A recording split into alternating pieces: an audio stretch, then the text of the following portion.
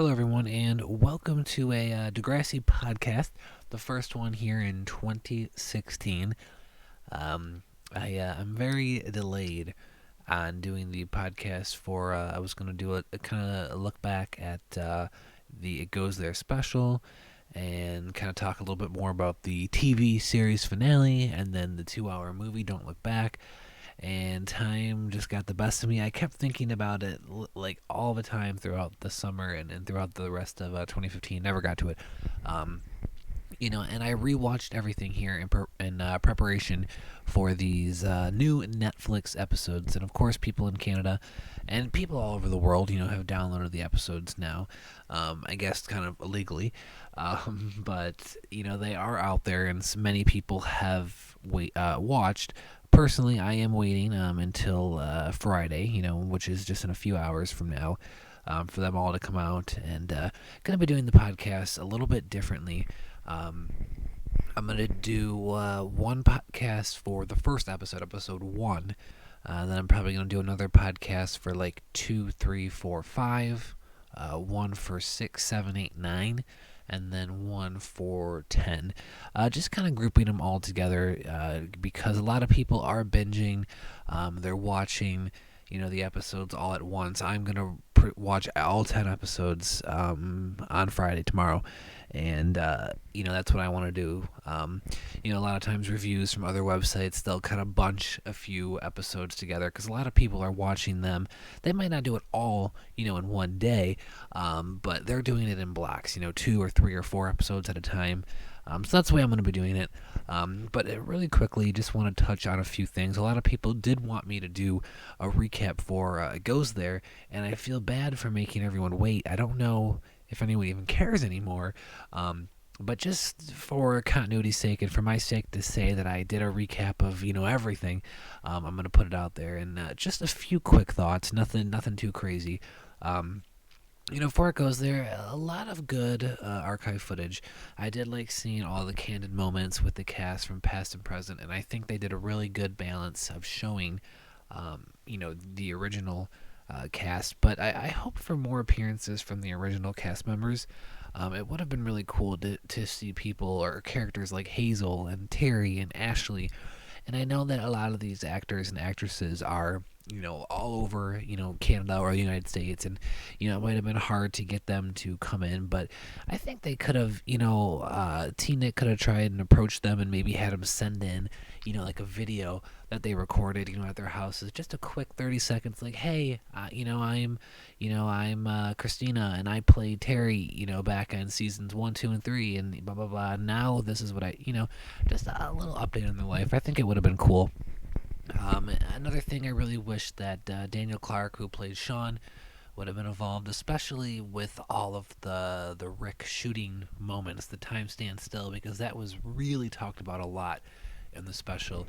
And of course they had Miriam, and they had all the people, but it would have been nice to see Sean, and even the actor who played Rick.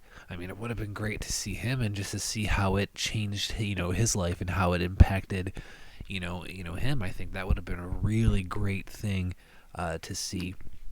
One thing that definitely was pretty shocking was the absence of JT. Not only was Ryan Cooley not even shown, he wasn't even mentioned. The character of JT wasn't really, nothing about him, including the stabbing and all that stuff, which was just, pretty shocking to me. Of course, they talked, though, a lot about Adam's role on the show, and which, of course, was very important. One of the most important characters in the history of Degrassi, of course, for the whole, transgender and female to male and all that kind of stuff, and everything that's been happening, now with Caitlyn Jenner. So it's a very important, that they did focus on that for the special, of course, because it's so timely.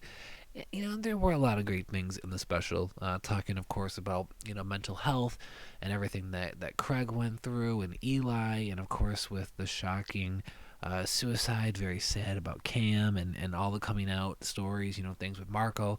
So overall, very enjoyable special. Just a few things I kind of wish they would have done more, but over the years, TeenNick has always put together some really good specials, so I definitely commend them for that.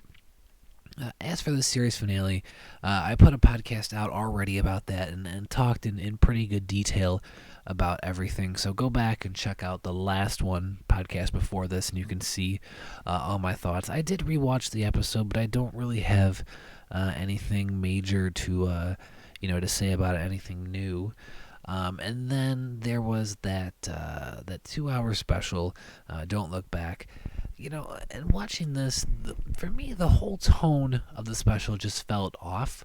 And rewatching it, I think I liked it a little bit more the second time than when I originally watched it back, several months ago.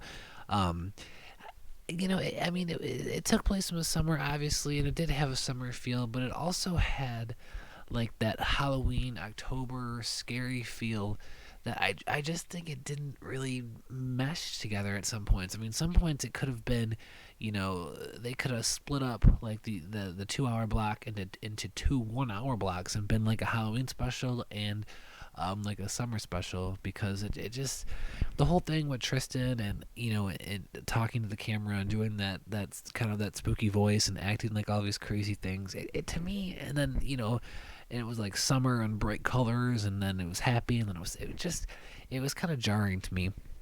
One thing I did really like, just a few little notes I'm pulling out, was during Maya's storyline with the whole babysitting. There was the Ouija board, and then it spelt out Cam, and that she had that look on her face, and of course it was really Camilla.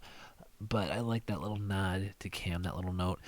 Frankie and the whole City Hall intern thing. Now that was kind of a dark storyline. It was interesting that they were working together.